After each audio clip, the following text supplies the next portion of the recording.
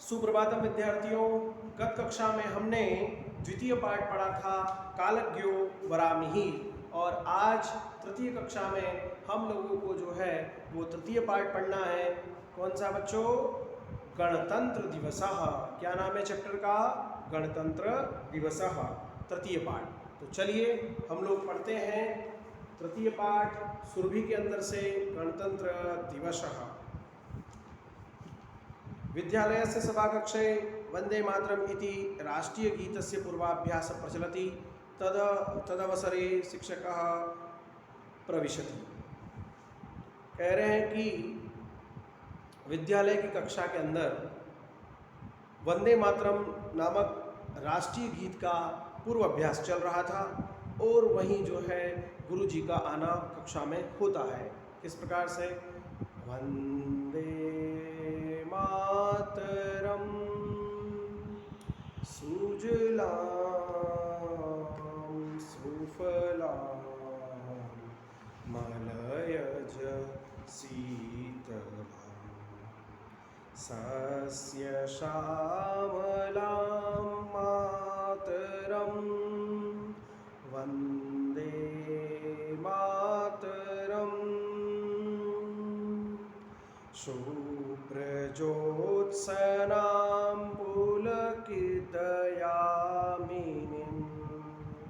फुल्लकुसुमितद्रुमदलशोभिनीं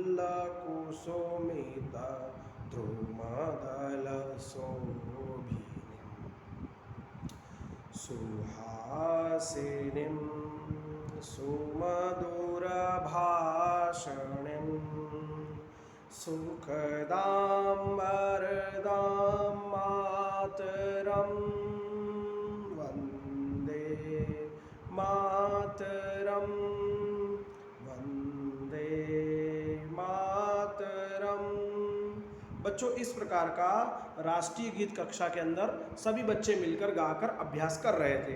अब बच्चों, ये वंदे मातरम गीत श्री बंकिम चंद्र चट्टोपाध्याय आनंद मठ में ये निवास करते थे, इन्होंने इसको लिखा है। इसका भी आपको ध्यान रखना है जनरल नॉलेज के लिए कि हमारा जो राष्ट्रीय गीत है उसकी रचना किसने की? तो बंकिम चंद्र चट्टोपाध्याय। और राष्ट्रगीत की किसने की बच्चों? तो ये आपके लिए प्रश्न रहेगा कि राष्ट्रगीत जन गण मन ये किसने लिखा है, ये आप मुझे ग्रुप में बताएंगे। चलिए, तो अब हम पढ़ते हैं कौन सा पाठ? तृतीय पाठ। क्या नाम है तृतीय पाठ का? गणतंत्र दिवसः। क्या पढ़ेंगे बच्चों? गणतंत्र दिवसः। इस प्रकार जो है कक्षा में गुरु जी का प्रवेश होता है और सभी बच्चे वहाँ पर जो है उस राष्ट्रगीत की तैयारी कर रहे थे। अब आगे क्या होता है? शिक्षक आते हैं तो सभी बच्चे एकदम खड़े हो जाते हैं। सुप्रभातम, तो बच्चे भी करते हैं सुप्रभातम। छात्राः कथम चलति पूर्वाभ्यासः।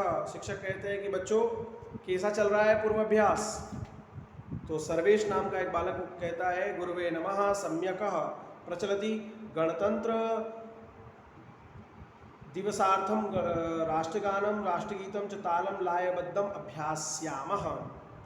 वह सर्वेश कहता है कि गुरुजी प्रणाम, बहुत अच्छी प्रकार से गणतंत्र दिवस के लिए राष्ट्रगान और राष्ट्रगीत का हम लोग लयबद्ध पूर्वाभ्यास कर रहे हैं। शिक्षक कहते हैं उत्तमम उत्तमम, बोले बहुत अच्छे बहुत अच्छे। देशभक्ति पराणी अन्यानि गीतानि अपि प्रस्तोतुम प्रभवन्ति। शिक्षक कहते हैं कि देशभक्ति के लिए अन्यानि गीतानि अपि प्रस्तुतानि प्रभवन्ति, बोले अन्य गीतों को भी जो है आप लोग प्रस्तुत करेंगे। श्यामला कहती है गुरु हो भाषणार्थम भवतः मार्गदर्शनम आवश्यकम। श्यामला नाम की एक बालिका रहती है, वो कहती है कि गुरुजी मैं भाषण देना चाहती हूँ गणतंत्र दिवस के दिन, तो आपका मुझे मार्गदर्शन बहुत आवश्यक है।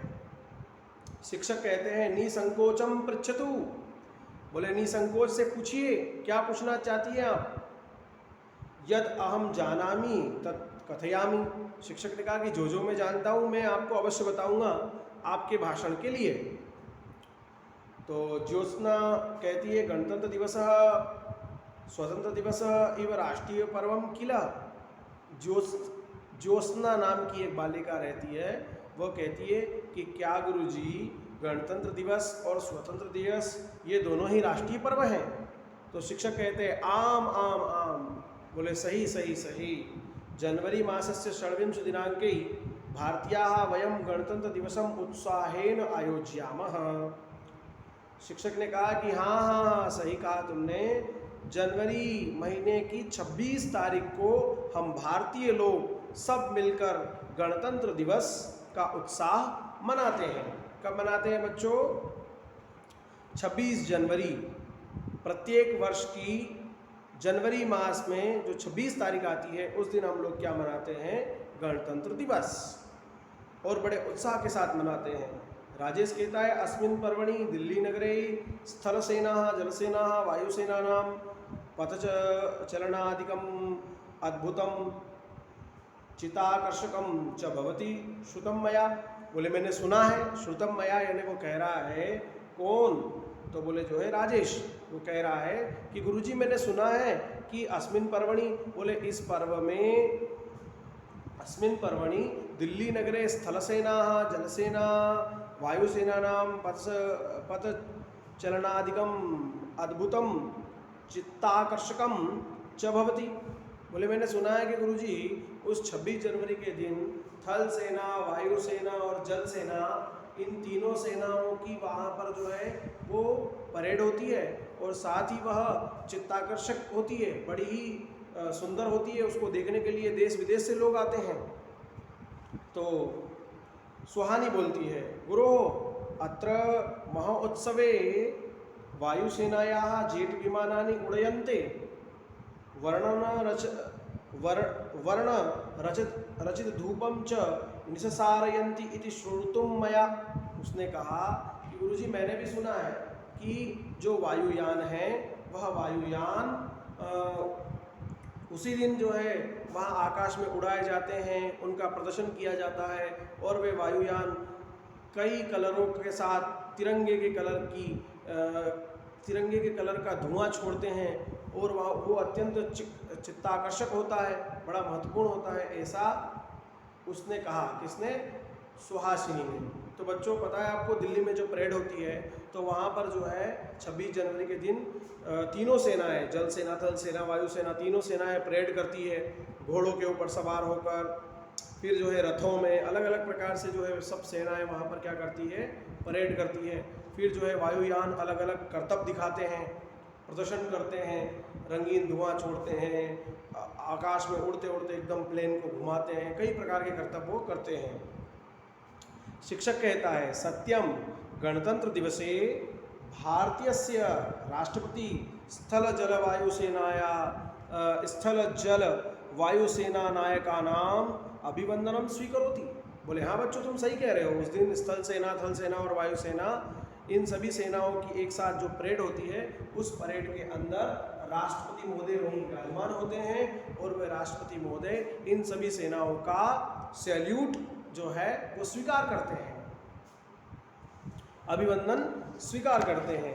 अब आगे वो कह रहे हैं एवं विभिन्न राज्येषु तत्र राज्यपालाः प्रातिनिध्यम वहन्ति।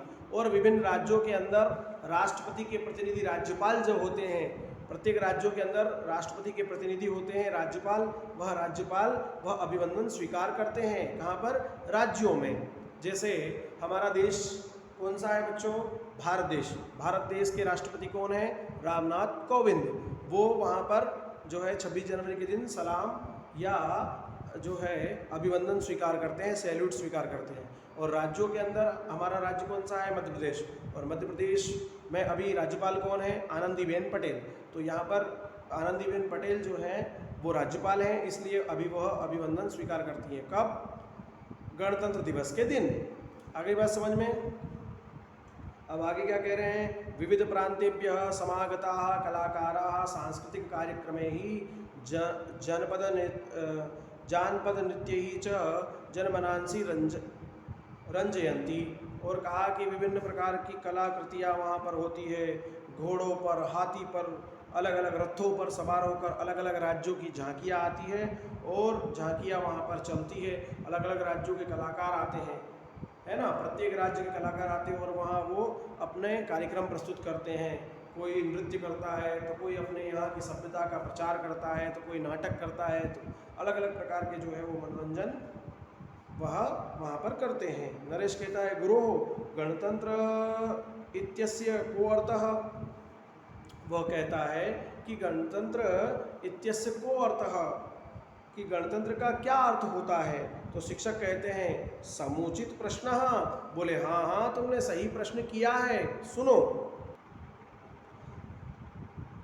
भारतं स्वशासन आधारेण रचितानां राज्यानां गणरूपेण वर्तते। राज्यस्तरे प्रादेशिकं शासनं, राष्ट्रीयस्तरे गणतंत्रम एक रूपम वर्तते। अब भारत को स्वशासन आधारेण रचितानां राज्यानां गणरूपेण वर्तते। शिक्षक ने कहा कि हाँ तुमने सही प्रश्न किया है कि गणतंत्र का क्या अर्थ है। तो उन्होंने कहा कि भारत स्वशासन आधारित रचित राज्यों के रूप में गण रूपों में रहता है और इन गणों को प्रदेश या प्रादेशिक स्तर का शासन कहा जाता है। राष्ट्रीय स्तरीय गणतंत्रम एक रूपम वर्तते, और जो ये गणतंत्र अलग अलग जो हैं ये एक पूरे राष्ट्र के अधीनस्थ हैं, भारत के एक रूप है। श्यामला कहती गुरु अस्य पर्वण ऐतिहासिकम महत्वम ज्ञातुम इच्छामि। श्यामला ने कहा कि गुरुजी इस पर्व के ऐतिहासिक महत्व को जानना है।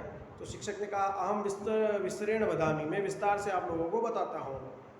परतंत्रता काले 31/12/1929 दिनांक 1/1/1930 दिनांक यावत् तत्कालीन कांग्रेस संस्थायाः लाहौर नगरे अधिवेशनम अभवत्। मैं विस्तार से तुमको कहता हूँ कि परतंत्रता काल में 31/12/1929 से 1/1/2030 दिनांक तक तात्कालीन कांग्रेस संस्था ने सार्वभौमिक तंत्र रचनायाम इति प्रतिज्ञा कृत। सार्वभौमिक तंत्र की रचना के लिए एक प्रतिज्ञा की और उसका एक महाअधिवेशन रखा। अधिवेशन यानी बैठक रखी। तस्मिन् अधिवेशने सर्वे ही राष्ट्रनायकै सार्वभौमिक तंत्र रचनायाम इति प्रतिज्ञा कृतः। और उस अधिवेशन में सभी राष्ट्र नायकों ने, जो देश के नेता थे, देश का प्रतिनिधित्व कर रहे थे, क्रांतिकारी थे, उन सभी ने मिलकर एक सार्वभौमिक तंत्र की रचना के लिए, सार्वभौमिक तंत्र यानी एक ऐसे तंत्र की रचना जिससे देश का संचालन किया जाए, ठीक है, राज्यों का संचालन किया जाए, उस तंत्र की रचना के लिए प्रतिज्ञा की। लाहौर अधिवेशने राष्ट्रभक्ति ही त्रिवर्ण ध्वजारोहणम अभिकृतम, और साथ ही उन्होंने 3 रंग के ध्वजा का रोहण किया उस दिन, ठीक है। और उस आज हम जो तिरंगा देख रहे हैं वह तिरंगा उस समय उन्होंने बनवाया था, जिसको हम लोग राष्ट्रीय ध्वज कहते हैं। वो 3 वर्णों का जो तिरंगा है वो भी उस दिन उन्होंने लहराया। भारतीय नाम अयम प्रतिज्ञा स्वप्नम 1947 तमई वर्षे अगस्त मासस्य 15 दिनांके ही पूर्णताम गतः। और भारतीयों की जो ये प्रतिज्ञा है ये 1947 तमई वर्षे अगस्त मासस्य 15 दिनांके 15 अगस्त 1947 को ये प्रतिज्ञा पूर्ण हुई और देश स्वतंत्र अभवत। और फिर हमारा देश क्या हो गया? स्वतंत्र हो गया। दूसरों के अधीनस्थ था तो उसके बाद ये देश हमारा क्या हो गया? स्वतंत्र हो गया। अनंतरम 26 जनवरी 1950 तमे वर्षे अस्माकं संविधानं प्रारब्धम् इति कारणतः प्रतिवर्षे अस्मिन् दिने समग्रे राष्ट्रे वयं गणतंत्र दिवसम आचरामः। और उसके बाद बच्चों किस दिन? तो 26 जनवरी के दिन हमारा गणतंत्र जो हम लोग परतंत्र थे वो क्या हो गया? हमारा गणतंत्र संविधान हमारा उस दिन लागू हो गया। किस दिन? 26 जनवरी के दिन। तो उस दिन क्या मनाया गया? 26 जनवरी के दिन 26 जनवरी के दिन जो है हमारा गणतंत्र दिवस मनाया गया। और 15 अगस्त जिस दिन हम आज़ाद हुए थे उसको स्वतंत्रता दिवस के रूप में मनाया गया। तो बच्चों आप लोगों को भी समझ में आया होगा कि गणतंत्र क्यों कहा जाता है, क्योंकि उस दिन हमारा संविधान लागू हुआ था। संपूर्ण रूप से राज्यों में शासन संचालित करने की जो विधि थी वह जो है वो लागू हुई थी, इसलिए उसको गणतंत्र दिवस के रूप में मनाते हैं। और 15 अगस्त को हम लोग आज़ादी, उस दिन हमको आज़ादी मिली तो आज़ादी के रूप में हम लोग उसको मनाते हैं। सर्वेश कहता है कि धन्यवाद अस्माभिः स्वतंत्रता दिवसस्य गणतंत्र दिवसस्य महत्वं ज्ञातम। सर्वेश ने कहा कि गुरुजी बहुत बहुत धन्यवाद, आपकी कृपा से हम लोगों ने स्वतंत्रता दिवस और गणतंत्रता दिवस दोनों के बारे में जान लिया है। शिक्षक कहता है स्वस्ति सर्वेभ्यः, शिक्षक कहते हैं कि बहुत बहुत जो है बहुत धन्यवाद और आप सभी का कल्याण हो। इस प्रकार से जो है आज हम लोगों ने बच्चों इस क्लास में तृतीय पाठ गणतंत्र दिवस के बारे में जाना और मुझे लगता है कि अब आप लोगों को पता चल गया होगा कि 15 अगस्त को हम क्या हुए थे, आज़ाद हुए थे, इसलिए स्वतंत्रता दिवस, और 26 जनवरी को हमारा संविधान लागू हुआ था, इसलिए गणतंत्रता दिवस। ठीक है बच्चों, और इसके अभ्यास कार्य को हम लोग अगली कक्षा में करेंगे। चलिए बहुत बहुत धन्यवाद।